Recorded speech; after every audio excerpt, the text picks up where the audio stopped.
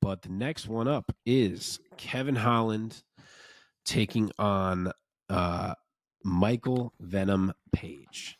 Hell yeah. If you are a watcher of Bellator, you are very familiar with MVP.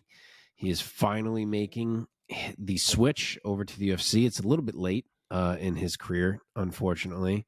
I'm actually trying to pull up how old he is now because I feel like he is up there. 36. I think he's like 35. Yeah, 35. Yeah, and he's about yeah. to be 37 actually in like a month. Oh. So yeah, a little later than you would have liked to see. But he is here. I'll pull the mic for you guys quickly. He is 21 and 2 overall record, 13 knockouts, 3 submissions, fighting out of London, England. And his opponent is Kevin Holland, 25 and 10 with 1 no contest, 14 knockouts, 7 subs for Holland, fighting out of Fort Worth, Texas. I don't know what else Mike says, but that's good enough for me. Let's get into this thing. Omar, what do you got? I'm glad we're finally here. Michael Venom Page, though, I guess at this point, though, is really here for a good time, not a long time. And so we're really here for big fights. I mean, if it takes him down the path of a title, even better. But I'm not even really sure if that's the real end all be all for him. Either way, this fight is absolutely fantastic. I love that this is introduction to the UFC. I just wonder what Kevin Holland's going to be there, right? Are we going to get the well-rounded Kevin Holland, or are we going to get the Kevin Holland that's like, well, I want to fight MVP at what he does best, and is just going to stand and bang with one of the most dangerous strikers in the MMA world right now?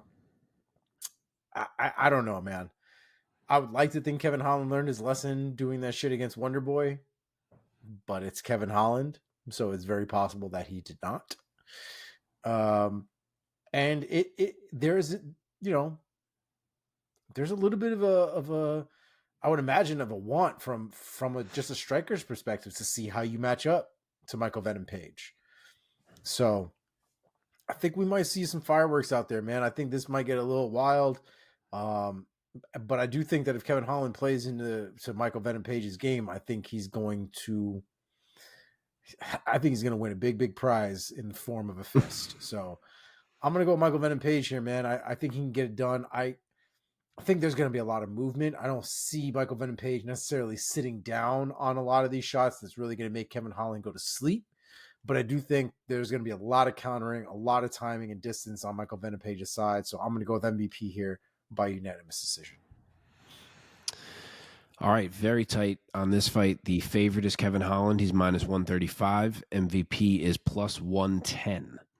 The height is exactly the same. Kevin Holland actually has 2 inches of reach over MVP, who's usually the longer guy in his fights.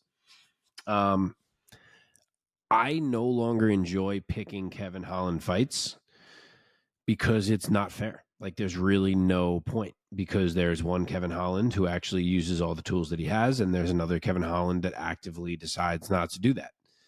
And we have to guess which one it's going to be, which is bullshit. Because, like, he likes to observe. You kind of said this. He likes to observe what other people have.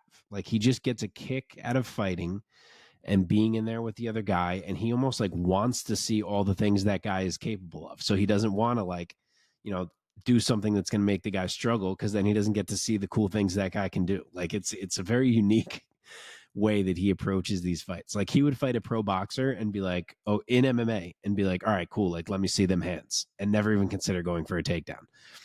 And that's kind of what the deal is here with MVP. Like, if this was for life or death, I would absolutely pick Kevin Holland. I wouldn't even think about it, because he is a better martial artist overall. And if he wanted to, he could take MVP down, win the fight, and probably even submit him.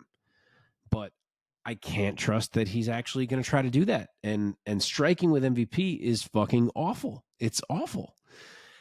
Now, I do like that they're basically the same size. usually MVP has that advantage, and he's very used to leaning on it and doing terrible things to people's skulls and bodies because he has such a range that he can dictate. Here he doesn't, so that's kind of interesting to see how he adjusts to that. And Kevin's obviously a great striker too. With power, he can catch MVP with a long shot that he's not used to dealing with, just as easily as MVP can catch him. But I just, again, like if he wrestles, he wins. But I have to guess what he's going to do, and I think my guess is that he wants to watch the MVP show. And unfortunately, if he does that, it's going to be a MVP victory. So I will go MVP UD. Man's gonna be front row to his own ass beating. Yeah, I don't know, man. I don't know. I'm really getting frustrated by Holland because he could be better than he is. But maybe this is the time. Maybe he's going to step up. Maybe he wants to make sure he defends the UFC's honor against the Bellator newcomer.